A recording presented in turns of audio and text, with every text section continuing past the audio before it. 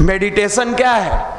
लोग सोचता है कि ध्यान करेंगे तो हम बाहर के चीजों को देखेंगे। ध्यान में बाहर की चीज नहीं दिखाई देती है, हमारे अंदर की चीजें दिखाई देती है। हमारी अंदर में क्या अच्छाइयाँ है, क्या बुराइयां हैं, ये सारी चीज दिखने लगती है। और जिस मनुष्य को अंदर देखने की आदत पड़ जाएगी ना, वो बाहर में कभी किसी का शिकवा शिकायत नहीं करेगा।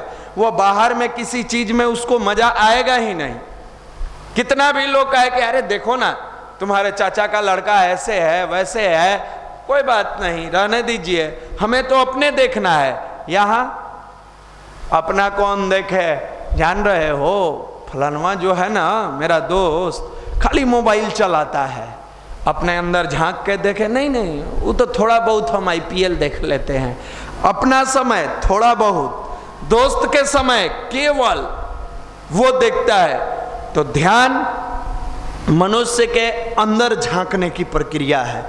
और ये 9 दिन का नवरात्र जो होता है, इसकी जो एनर्जी होती है, ऊर्जा होती है, खास करके अगर विद्यार्थी जीवन में, यहाँ समस्या एक और है कि 9 दिन एकदम जम के फास्टिंग करेगा, जिह्वा को लाठी से मार के रखेगा और 9वां दिन इंतजार में रहता है अब तो परमिशन मिलने वाला है ग्रीन कार्ड वाला, गर्दा उड़ा देना है। नहीं, आप जो ये 9 दिन साधे हैं, धीरे धीरे धीरे धीरे धीरे धीरे इसी को अपने जीवन में, इसका मतलब ये नहीं कह रहे हैं कि पूरी जिंदगी आप फलाहार पर रहें, लेकिन इसमें बहुत सारे ऐसे भाई हैं जो बाहर के चीजों को, जंक फूड को लगातार सेवन करते रहते थे, न चाहते हुए भी। रोड का समोसा, बर्गर, पिज्जा, चाउमीन, ये कंटिन्यूअस रोज उनकी आदत में शामिल हो गया था। इस बहाने आप धीरे धीरे कंट्रोल कर सकते हैं कि अरे भाई 9 दिन नहीं खाएं, क्या फर्क पड़ा? कुछ नहीं पड़ा, कोई असर नहीं हुआ, 9 दिन नहीं हुआ, कोई बात नहीं, आगे से हम इसको बेहतर बनाएंगे। पहला। दूसरा, आप जब मेडिटेशन के लिए बैठते हैं तो मिनिमम जो 24,000 गायत्री मंत्र की साधना का संकल्प लिए हैं, वो कम से कम 3 से 4 घंटा बैठते हैं।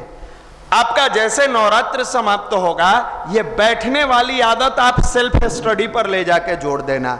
ये प्रैक्टिस कराया जाता है आपको इसलिए कि आप जिस कार्य के लिए आए हैं वहां बैठिए। अभी पूरी भाव से, इस भाव से बैठते हैं नवरात्र में कि हम साधना कर रहे हैं। कल के डेट में जैसे ही नवरात्र समाप्त होगी, अपने मन में ये ठान लीजिएगा कि हम जो पढ़ाई भी करते हैं, ये पढ़ाई हमारी साधना है।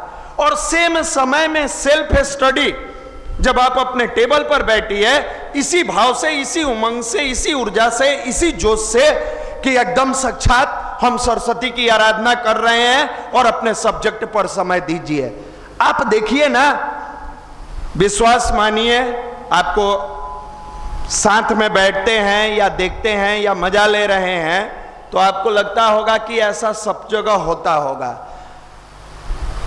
पूरे देश की, हम विश्व तो घूमे नहीं है, हालांकि विश्व में इस तरह का होगा कि नहीं भगवान मालिक है, लेकिन पूरे देश में हम दावे के साथ कहते हैं कि गायत्री शक्तिपीठ पटना, जहां हम सब आप बैठे हैं, पहला एक ऐसा शक्तिपीठ होगा, जनजागरण का केंद्र होगा, जहां पर एक साथ सैकड़ों हजारों युवा दोनों नवरात्र साधना में भाग लेते हैं। ये भगवान की असीम कृपा है, ये ईश्वर की असीम कृपा है। जब भाई लोग फेसबुक पर फोटो डलाता है अपने यहाँ युवा मंडल के साधना का, तो साधारण व्यक्ति के आंखों से लगता होगा कि ये अन्यास हो रहा है, लेकिन जब भाव से आंख बंद करके सोचिएगा तो ऐसा लगता है कि कितनी बड़ी कृपा परम पूज्य गुरुदेव ने इस शक्तिपीठ पर किया होगा कि जिस उम्र में युवा जींस और टी शर्ट पहन के नशा में लीन है, जिस उम्र में युवा जींस और टी शर्ट पहन के न जाने अपोजिट सेक्स के प्रति अट्रैक्शन में डूबा हुआ है, जिस उम्र में युवा जींस और टी शर्ट में अपने आप को सोचता है कि दुनिया का बहुत बड़ा आदमी है, हम बेहतरीन आदमी है, वो साधना, स्वाध्याय, संयम और सेवा के बारे में कख गगा भी नहीं जानता है, वैसे इस समय में गुरु की कितनी बड़ी कृपा है इस शक्तिपीठ पर, इस पटना में, इस बिहार पर, कि एक साथ 14 साल, 16 साल, 18 साल, 20 साल, 22 साल का युवा सुबह 6 से 8 2 घंटा पूरी भाव से इस तरीके, इस भाव में डूबकर बैठ के ध्यान करता है कि हे मालिक, मेरे आंखों में ऐसी रसाई देना, मैं जब जब आईना देखूं बस तू ही तू दिखाई देना। ये परमात्मा का प्यार, ये परमात्मा का क्रांति खाली नहीं जाएगा, ये लिख लीजिएगा, ये खाली नहीं जाने वाला है। जैसे माँ बच्चे को जन्म देने के पहले अपने आप को तपाती है उस दर्द से और फिर संतान को पैदा करके अपने घर में खुशियां देती है, वैसे ही परम पूज्य गुरुदेव परम वंदनीय माता जी और माँ गायत्री द्वारा पूरे वातावरण को तपाया जा रहा है। जिस दिन ये तप के अपने आप को पूर्णता की तरफ ले जाएगा, देखिएगा इसी गायत्री परिवार द्वारा बिहार में विस्फोट कराया जाएगा सद्गुणों का।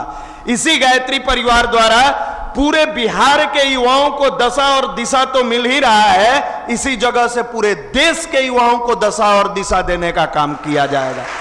यह साधारण घटना नहीं है, यह देखने में साधारण लगता होगा, लेकिन कहीं ना कहीं प्रकृति और गुरु ने इस घटना के पीछे कुछ बड़ी योजना बनाई है। अब इसमें जो समझदार होंगे इस योजना का भागीदार बनेंगे, जो बेवकूफ होंगे, जैसे सत्ता के परिवर्तन में लोग पार्टी बदलते रहते हैं, वो भी अपना पार्टी बदलते रहेंगे।